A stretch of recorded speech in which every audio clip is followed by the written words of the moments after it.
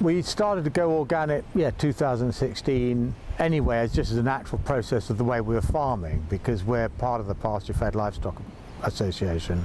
We're driven absolutely by trying to make it biodiverse. I mean, that's our reason for being here to some extent, is building soil health, which will in turn create biodiversity. So yeah, that's all we're about really, as regenerative farmers. That's what we do. We want to make the whole of floodplain more species rich, because when we arrived it was probably 3 or 4 grass types and that was about it. And since we've stopped applying anything to it, we're already seeing more diverse species coming into the mix. But it'd be nice to try and revert it back to what it might have been at one other point in time. And up to date we haven't done enough to do that, so that's what we want to do with it really, yeah.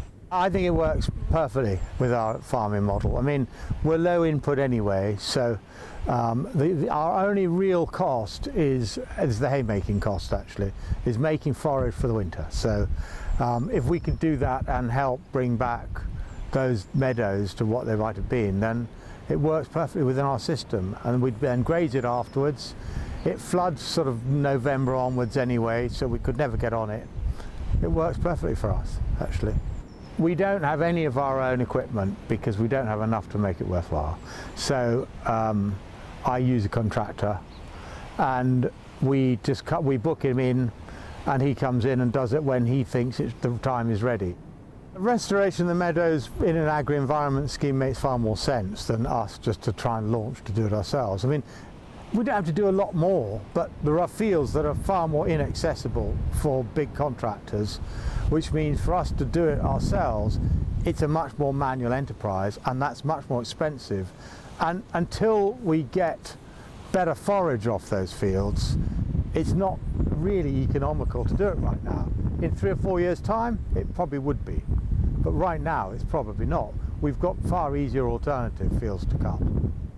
An agri-environment scheme really would help us allow us to take hay off those fields, where otherwise we couldn't make a financial argument stack up really without some sort of payment, I don't think, because we have far cheaper alternative fields to cut, is the reality of it. So given how much we've lost in terms of certainly meadow and all the rest of it, the only way we're going to get it back is more income, more money. There's no other way. We can do tiny pockets, but it has to happen at landscape level, and that needs money.